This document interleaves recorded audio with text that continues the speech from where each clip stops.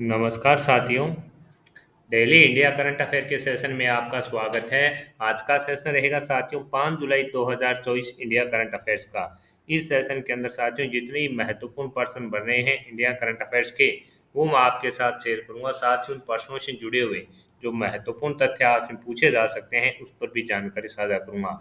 आपकी सुविधा के लिए इन्फ्यूजन नोट्स के टेलीग्राम चैनल, व्हाट्सएप चैनल पर आपको इस सेशन की पीडीएफ मिल जाएगी। इसके अलावा साथियों इन्फ्यूजन नोट्स के ऐप को भी जरूर इंस्टॉल कीजिए। वहां पर आपको डेली करंट अफेयर्स प्रत्येक स्टेट का मिलेगा। इसके अलावा डेली वहां पर क्यूज भी आपको प्रोवाइड करवाई जा रही है, और वहां पर एक जो सबसे महत्वपूर्ण सुविधा आप सभी साथियों को दी जा रही है साथियों, ई नोट्स के माध्यम से आप इन्फ्यूजन नोट्स के जो हैंड रिटन नोट्स हैं वो प्राप्त कर सकते हैं। तो जरूर इंस्टॉल कीजिएगा। और कोई आप राय देना चाहते हैं तो कमेंट बॉक्स में अपने इस सेशन के अंदर दे सकते हैं। तो आज के दिन का पहला क्वेश्चन आपसे पूछा है कि भारत सरकार ने किस बैंक के साथ महामारियों के खिलाफ तैयारी के लिए ऋण समझौते पर हस्ताक्षर किए हैं? तो आंसर हो जाएगा साथियों एडीबी यानी एशियाई विकास बैंक। और साथियों भारत ने है जो साथियों क्या किया है, जो भविष्य के अंदर महामारी है उनके खिलाफ तैयारी के लिए एक ऋण समझौते पर हस्ताक्षर किए हैं। वो कितने का है? 170 मिलियन डॉलर का रहने वाला है। ये देखिए, भारत सरकार और एशियाई विकास बैंक ने 2 जुलाई 2024 को भारत की स्वास्थ्य प्रणाली की तैयारियों और भविष्य की महामारियों के खिलाफ जवाबी कार्रवाई क्षमता को एकीकृत तथा मजबूत करने के लिए 170 मिलियन डॉलर के नीति आधारित ऋण पत्र पर हस्ताक्षर किए हैं। तो ये क्वेश्चन साथियों इंपॉर्टेंट है रहेगा। यानी भारत के अंदर अगर किसी भी प्रकार की महामारी आती है तो वहां से साथियों निपटने के लिए भारत सरकार के पास पूर्णतः यानी सुविधा होनी चाहिए कि किसी भी महामारी से है जो भारत सरकार निपट के, इसके लिए साथियों इस पर कार्य क्षमता को बढ़ाने के यानी जवाबी कार्रवाई क्षमता को बढ़ाने के लिए साथियों एशियाई विकास बैंक के साथ है जो 170 मिलियन डॉलर के नीति आधारित ऋण पत्र पर हस्ताक्षर किए हैं। तो ये अपने लिए इम्पोर्टेंट है रहने वाला क्वेश्चन है। आगे बात करेंगे साथियों अगले क्वेश्चन की। अगला क्वेश्चन आपसे पूछा है कि अंतर्राष्ट्रीय खिलौना मेला कहाँ शुरू होगा? तो साथियों नई दिल्ली के अंदर राष्ट्रीय राजधानी में साथियों 6 जुलाई से शुरू होने वाले 4 दिवसीय अंतर्राष्ट्रीय खिलौने मेले में 300 से अधिक घरेलू कंपनियां और अमेरिका, जर्मनी तथा अन्य देशों के 100 से अधिक विदेशी खरीदारों के भाग लेने की उम्मीद है। दिल्ली के प्रगति मैदान में आयोजित इस मेले में 250 से अधिक भारतीय ब्रांड अपने उत्पाद हैं जो प्रदर्शित करेंगे। तो ये भी अपने लिए इम्पोर्टेंट है कि अंतर्राष्ट्रीय खिलौना मेला कहाँ शुरू होगा? तो आपका आंसर हो जाएगा नई दिल्ली के अंदर साथियों ये शुरू होने जा रहा है। और राष्ट्रीय राजधानी में साथियों इसके अंदर 4 दिवसीय जो अंतर्राष्ट्रीय खिलौना मेला है इसमें 300 से अधिक घरेलू कंपनियां और इसके अंदर साथियों अमेरिका, जर्मनी तथा अन्य देश के 100 से अधिक विदेशी खरीदार हैं जो इसके अंदर भाग लेंगे। तो ये इम्पोर्टेंट अपने लिए रहेगा।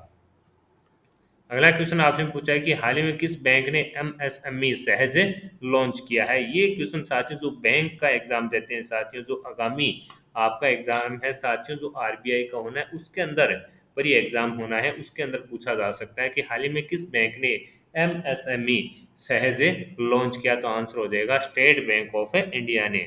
स्टेट बैंक ऑफ इंडिया ने 1 जुलाई को साथियों एमएसएमई सहज का अनावरण किया, जो एक ऑनलाइन व्यवसाय ऋण समाधान है जो एमएसएमई को उनके जीएसटी पंजीकृत बिक्री चालान के खिलाफ 1 लाख रुपए तक उधार देने की अनुमति है जो देता है। तो ये मोस्ट इंपोर्टेंट क्वेश्चन साथियों अपने लिए रहेगा कि हाल ही में किस बैंक ने एमएसएमई सहज लॉन्च किया? तो स्टेट बैंक ऑफ इंडिया ने है जो लॉन्च किया है। इंपॉर्टेंट साथियों ये रहेगा।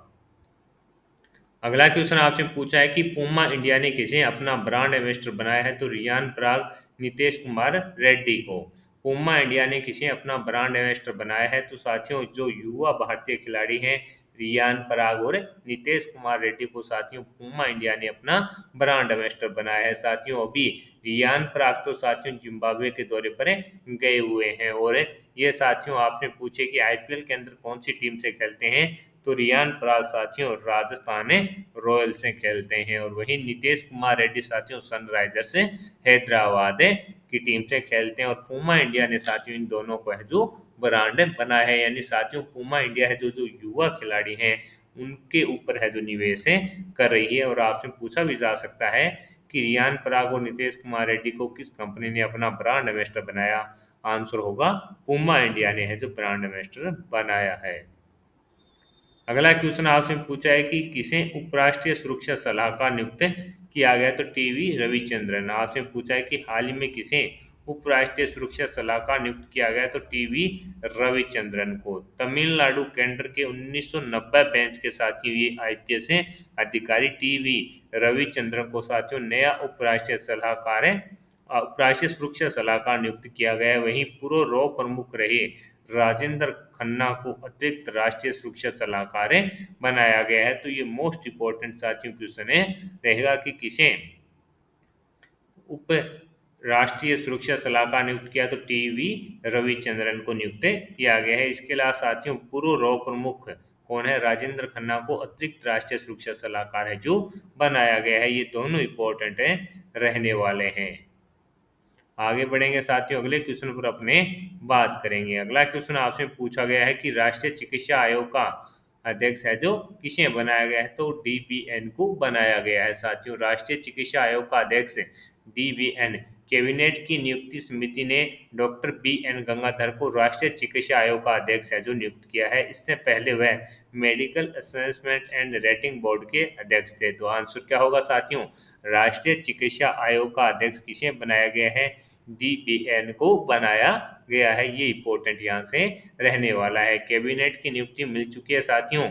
इससे पहले ये साथियों medical assessment and rating board के अध्यक्ष थे। Shri Chitra Tirunal institute for medical sciences and technology Thiruvananthapuram के निदेशक डॉक्टर संजय बिहारी को medical assessment and rating board का अध्यक्ष है जो नियुक्त किया गया है। यानी इनकी जगह साथियों किसे, संजय बिहारी को medical assessment and rating board का अध्यक्ष है जो नियुक्त किया गया है। इनकी नियुक्ति 4 वर्ष की अवधि के लिए होती है जब तक कि वे 70 वर्ष की आयु प्राप्त नहीं कर लेते। तो ये इंपॉर्टेंट अपने लिए क्वेश्चन साथियों रहने वाला है।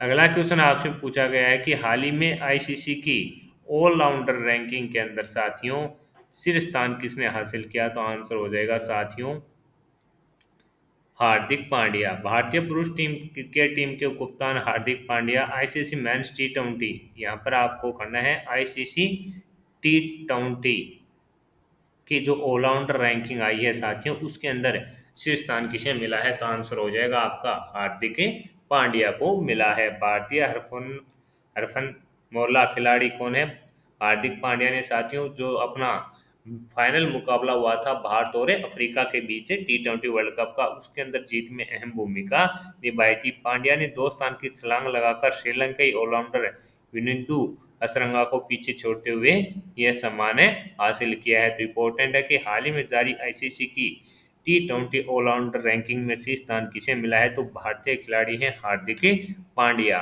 इनको साथियों शीर्ष स्थान मिला है, ये अपने को याद रखना है। और विजेता कौन बना है साथियों, भारतीय टीम है जो आपको ये पता है बारबाडोस से अब पहुंच चुकी है। और वो साथियों एक रोड शो का भी आयोजन है जो कहाँ पर है, मुंबई के अंदर किया जाने वाला। और विजेता के रूप में साथियों जो भारत सरकार या बीसीसीआई ने उनको जो राशि दी है वो 125 करोड़ रुपए दिए हैं कि वर्ल्ड कप जीतने के बाद। तो ये भी अपने को साथियों याद रखना है और आपसे पूछा भी जा सकता है। आगे बढ़ेंगे साथियों, अगले क्वेश्चन पर बात करेंगे। अगला क्वेश्चन आपसे पूछा गया है कि केंद्रीय मंत्री किशन रेड्डी ने यूपीएससी उम्मीदवार की सहायता के लिए कौन सा पोर्टल लॉन्च किया है। आपसे पूछा है कि केंद्रीय मंत्री किशन रेड्डी ने यूपीएससी उम्मीदवार की सहायता के लिए कौन सा पोर्टल है जो साथियों लॉन्च किया, तो आंसर हो जाएगा निर्माण पोर्टल है जो साथियों लॉन्च किया गया है। केंद्रीय कोयला एवं खान मंत्री जी किशन रेड्डी ने प्रधानमंत्री मोदी के मिशन कर्मयोगी के अनुरूप नई दिल्ली में निर्माण पोर्टल का उद्घाटन किया। कोल इंडिया लिमिटेड की इस सीएसआर पहल का उद्देश्य परिचालन जिलों के उन मेधावी युवाओं की सहायता करना जिन्होंने 2024 में यूपीएससी प्रारंभिक परीक्षा है जो उत्तीर्ण किया है, यानी यूपीएससी प्रीलिम्स का जो एग्जाम जिन्होंने साथियों क्या किया है उत्तीर्ण किया है, उनके लिए साथियों कौन सा, तो आंसर हो जाएगा निर्माण ऐप है जो साथियों किसके द्वारा, केंद्रीय कोयला एवं खान मंत्री जी किशन रेड्डी के द्वारा साथियों इसको लॉन्च किया गया है। तो ये मोस्ट इंपोर्टेंट साथियों अपने लिए रहेगा कि केंद्रीय मंत्री किशन रेड्डी ने यूपीएससी उम्मीदवार की सहायता के लिए कौन सा पोर्टल लॉन्च किया, तो आंसर हो जाएगा साथियों निर्माण पोर्टल है जो लॉन्च किया गया है। ये इंपॉर्टेंट रहेगा और आपसे पूछा भी जा सकता है साथियों।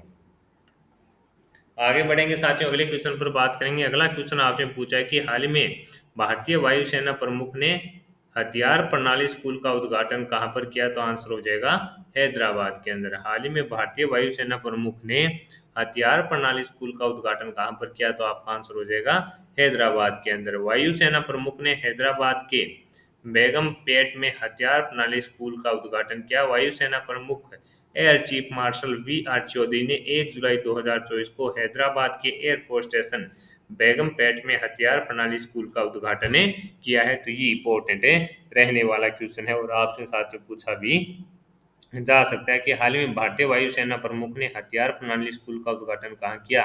तो आपका आंसर हो जाएगा हैदराबाद के अंदर है जो साथियों इसका उद्घाटन किया गया। और कहाँ पर है साथियों? हैदराबाद के एयरफोर्स स्टेशन बेगमपेट में हथियार प्रणाली स्कूल का उद्घाटन किया गया। तो मोस्ट इंपोर्टेंट इसको अपने को करना है और आपसे पूछा भी जा सकता है।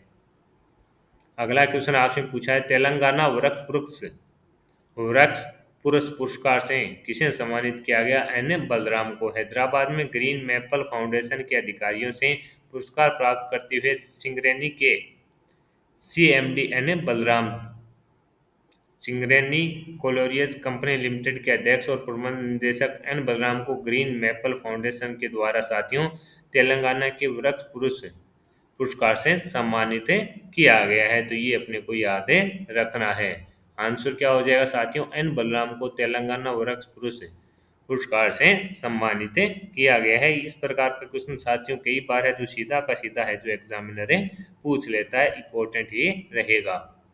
हाल ही में उन्नत पृथ्वी अवलोकन उपग्रह ALOS-4 को किसने लॉन्च किया? तो जापान की कंपनी है जाक्सा, उसके द्वारा साथियों इसको लॉन्च किया गया है। किसके द्वारा? जापान के द्वारा इसको लॉन्च किया गया है। इसको अस्त्री रॉकेट से लॉन्च किया गया है। नए फ्लैगशिप H3 H3 है साथियों, यानी H3 रॉकेट पर एक उन्नत पृथ्वी अवलोकन उपग्रह को सफलतापूर्वक लॉन्च किया गया जो मिसाइल प्रक्षेपण जैसी सैन्य गतिविधियों पर है जो नजर रखने में सक्षम है। तो आंसर क्या होगा साथियों? H3 रॉकेट से है जो इसको लॉन्च किया गया है। किसके द्वारा साथियों? तो आंसर हो जाएगा जापान के द्वारा। उद्देश्य क्या है? पृथ्वी अवलोकन करना इसका प्रमुख उद्देश्य रहेगा और अपने से पूछा भी जा सकता है। और आगे बात करेंगे अगले क्वेश्चन की कि नीदरलैंड के प्रधानमंत्री कौन बने हैं? डिक शेफू बने हैं। और इनको साथियों प्रधानमंत्री मोदी ने नीदरलैंड के नव नियुक्त प्रधानमंत्री डिक शेफू को है जो पदभार ग्रहण करने पर बधाई भी दी है। तो ये इंपॉर्टेंट है, इनका किसी भी पार्टी से साथियों किसी भी प्रकार का कोई लेना देना नहीं है। ये पहले साथियों इस प्रकार की जानकारी है कि ये जासूस थे, अब ये साथियों नीदरलैंड के प्रधानमंत्री बने हैं। तो आज के सेशन के अंदर साथियों जितने ही महत्वपूर्ण पर्सन अपने इंडिया करंट अफेयर्स के बन रहे थे वो मैंने आपके साथ शेयर किए हैं। साथ ही उन प्रश्नों से जुड़े हुए जो महत्वपूर्ण तथ्य आपसे पूछे जा सकते हैं उस पर भी जानकारी साझा कर दी है। मेरा प्रयास रहा कि कम समय में और जो मोस्ट इम्पोर्टेंट चीज़ें हैं साथियों जहाँ से करंट अफेयर्स बने वही मैंने आपके साथ शेयर किए हैं। मेरा प्रयास कि आपका जो बेशकीमती समय है वो किसी भी प्रकार से खराब ना हो। यह प्रयास आपको पसंद आया है तो इस सेशन को लाइक व शेयर जरूर कीजिएगा। इन्फ्यूजन नोट्स के टेलीग्राम व्हाट्सएप और ऐप को तो साथियों जरूर डाउनलोड कीजिएगा और ऐप के अंदर जो आपको कंटेंट मिल रहा है उसकी जानकारी आप कमेंट बॉक्स के माध्यम से दे सकते हैं। तो जुड़े रहिएगा इन्फ्यूजन नोट से। धन्यवाद साथियों।